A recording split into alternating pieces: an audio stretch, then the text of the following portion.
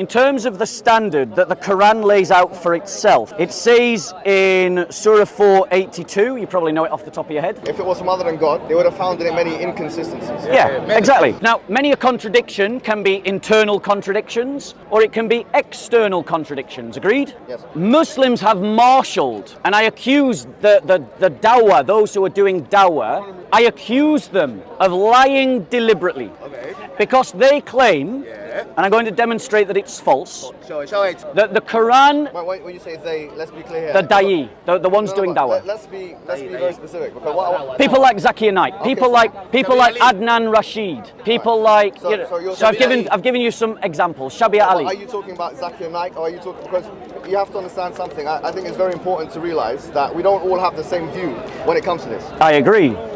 So it's not, I don't think it's very clever to generalize. Well, I tried to be specific. I did say the da'i, those doing dawah, and I gave examples of the kind of people that I'm talking about. That's why I just had to interrupt to make sure that that kind of specificity was ensured. Okay, so we've clarified that. So now, in terms of the argument, Muslims make the argument that the Quran accurately describes embryology. That's what they say.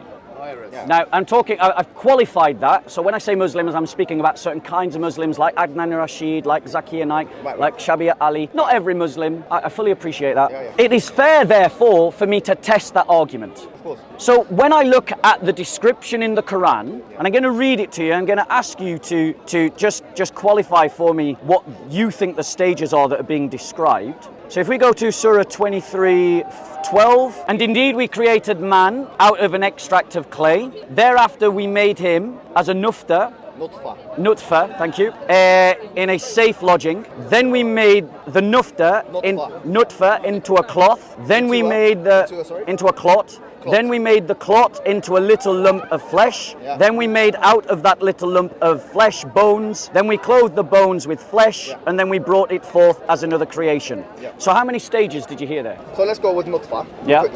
We're talking about embryology in particular. Yeah. Right? So if you have nutfa, Yeah. Which then you have mudra. is? Mudra is a lump. Yep. And by the way, on this, in chapter 22, it says about mudra. Yep. So it's partly formed and partly unformed. Yeah. Yeah. Yeah. And then so after mudra you have alaqa, which is the clot, and then after alaqa you have aidan, which is bones. Yeah. And then you have after that flesh. Okay, now again, just like the Muslim brother before him, without any prompting from me, Mohammed said you have bones, then flesh. Yeah. So that's two Muslims independently, and Hijab's an experienced debater who said bones and then flesh. It is a simple fact of embryology, and you can all go and Google it right now. Bones do not... Now notice the interruptions, Guys, let him make his claim, please. Let him make There we go. Bye, Mansour. Bye, Mansour. Bye, Mansour.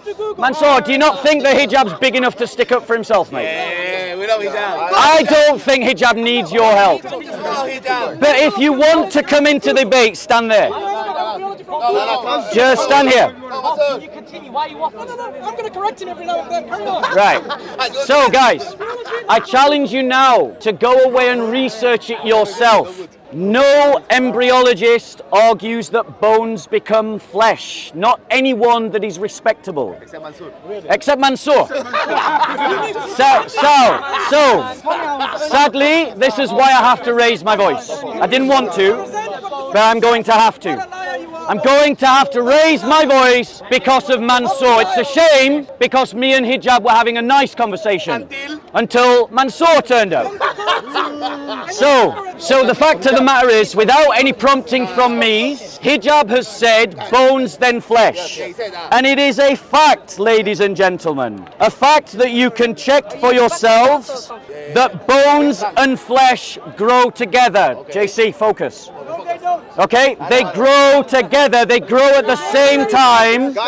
They grow at the same time from the mesoderm. So when the Quran says that bones grow with flesh, it's wrong for two reasons.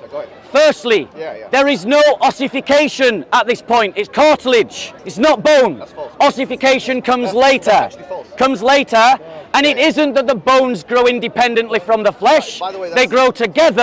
Why are you interrupting? They grow together, and this is why the Quran is wrong, because it stages it, and he admitted it. Bones then flesh. Listen to what the Quran says What does it say, Bob? about the shape of the earth. What does it say, Bob? It says, have we not made, everyone say made, the earth as a bed.